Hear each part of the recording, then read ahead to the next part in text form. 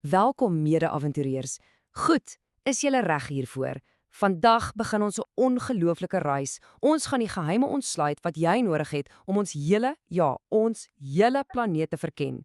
So kom ons sprang sommer dadelik weg met die wêreld van kaartvaardighede. Ja, dis die groot vraag, nee. Hoe op aarde verken 'n mens hierdie reuse planeet van ons? Dink daaroor. Ons wêreld is hierdie asemrowende prentjie van berge wat tot in die wolke reik, oseane wat vir ewig aanhou en stede wat gons van lewe. So hoe begin 'n mens eers om dit alles te verstaan? Wel, die antwoord is eintlik eenvoudig. Elke groot ontdekkingsreisiger, oud en nuut, begin op presies dieselfde plek, heel aan die begin met die basiese beginsels. Goed, hier's die heel eerste en seker die belangrikste ding om te weet. Ons aarde is nie plat nie. Nee, dis sferies. Dit beteken dis rond, soos 'n bal. Stel jou 'n reuse blou albasters voor wat deur die swart van die ruimte tuimel. En daardie eenvoudige feit, daardie ronde vorm, wel, dis die sleutel tot absoluut alles wat ons oor kaarte en rigtingswys gaan leer. So, hoe kry ons koppe om hierdie reuse sfeer? Wel, ons het twee hoofinstrumente. Aan die een kant het ons die aardbol. Dis eintlik die mees akkurate model van ons planeet. Maar daar's 'n klein vlieg in die salf, nê? Jy kan net een kant op 'n slag sien. En dis hoekom ons ook die wêreldkaart het. Dis 'n plattekening wat die hele planeet op een slag voor jou uitlê. Albei van hulle, ongelooflik kragtige gereedskap vir enige verkenner. Nou, as jy na daai wêreldkaart kyk, wat's die eerste ding dat jou opval? Jep, die kleur blou. En baie daarvan. Hoekom? Wel, kyk na hierdie syfer, 70%. Dis reg, 70% van ons planeet se oppervlak is met water bedek. Dis nogal baie, né? Ons leef letterlik op 'n blou planeet, 'n regte waterwêreld. So, ons kaart word dan ons gids tot die ander 30%, die droë grond. Dis die kaart wat vir ons daardie reuse stukke land wys wat bo die water uitsteek. En hierdie groot landmassas, wel, die noem ons vastelande. Of kontinente, as jy die meer wetenskaplike term soek. Hier's 'n interessante feitjie vir julle. Het julle geweet dat miljoene jare gelede al hierdie landmassas eintlik een reuse kontinent was? Hulle noem dit Pangea, nogal cool, né? Maar vandag is hulle apart, so kom ons noem hulle gou op die naam. Probeer hulle sommer in jou kop sien soos ons hulle noem. Daar's Afrika, Asië, Europa, Noord-Amerika, Suid-Amerika, Australië en dan heel onder die ysige wit wêreld, Antarktika. 7 totaal unieke plekke wat net wag om verken te word. En al daai water wat tussen die vastelande lê, wel, dis die magtige oseane. Kom ons kyk gou na die 3 heel grootstes. Eerstens, die Stille Oseaan. Dis enorm. Dan is daar die Atlantiese Oseaan, die besige een wat Europa en Amerika verbind, en natuurlik die warm tropiese Indiese Oseaan. Jy kan amper dink aan hulle as die groot waterhoofwee van ons planeet. Hulle verbind ons, maar hulle hou ons ook apart. Okay, so stel jou voor, jy het jou kaart vir jou oopgesprei. Jy kan sien waar al die kontinente is. Maar nou, as jy een tree moet gee, in watter rigting gaan jy? Hoe weet jy of jy noord, suid, oos of wes beweeg? Dis 'n goeie vraag, né? Kyk, lank gelede moes mense die son en die sterre gebruik om rigting te kry. Dit was nogal 'n storie, maar deesdae lê die antwoord in hierdie briljante ou instrument, die kompas.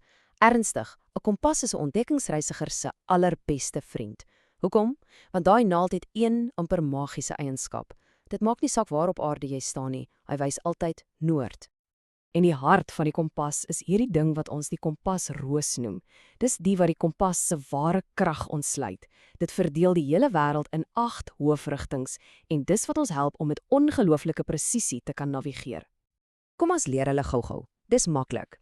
Eers die 4 hoofpunte, die grootes: noord, suid, oos en wes. Reg?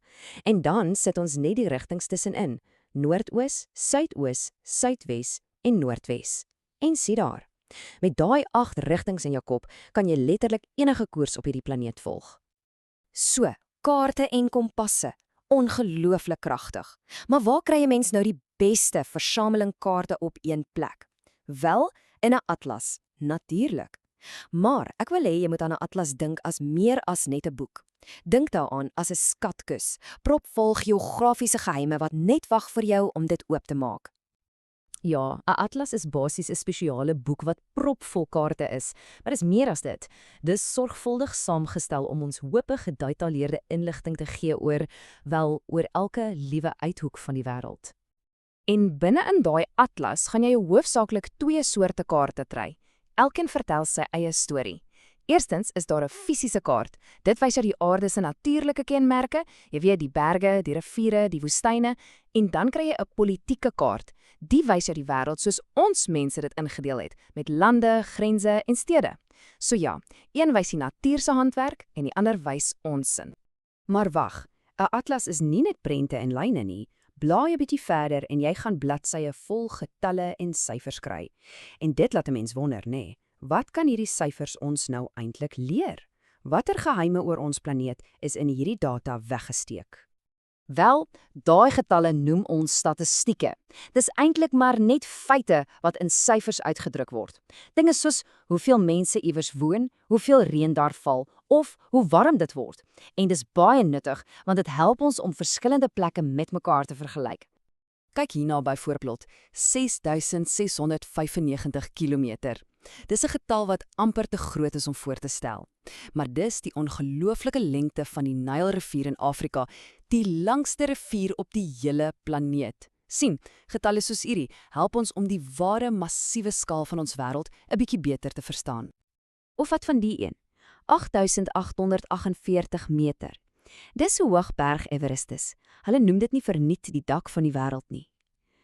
Dis wat statistieke doen. Dit vat 'n vae idees soos hoog en maak dit 'n regte, tasbare feit wat ons kan verstaan. Maar hier's nou 'n belangrike punt vir enige goeie verkenner. Weet jy wat? Selfs feite kan soms 'n bietjie verskil. En jy mag dalk vra, hoe is dit moontlik?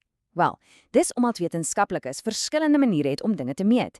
Die lengte van 'n rivier byvoorbeeld, dit kan heeltemal afhang van presies waar jy begin en ophou meet. En dit leer ons iets belangriks, om altyd vrae te vra en krities te dink. Reg. Ons het nou die basiese gereedskap van 'n wêreldverkenner. Ons verstaan die aardbol, ons het die kaart, die kompas en die atlas. So dis nou tyd om daai gereedskap te gebruik. En wat 'n beter plek om te begin as hier by die huis. Kom ons bring die avontuur huis toe en fokus ons aandag op daardie pragtige land aan die suidpunt van Afrika, Suid-Afrika. Soos julle weet, is ons land opgedeel in 9 provinsies en elkeen is heeltemal uniek met sy eie karakter. Dink daaroor, van die besige stede van Gauteng tot die wilde bosveld van Limpopo en die uitgestrekte droë landskappe van die Karoo.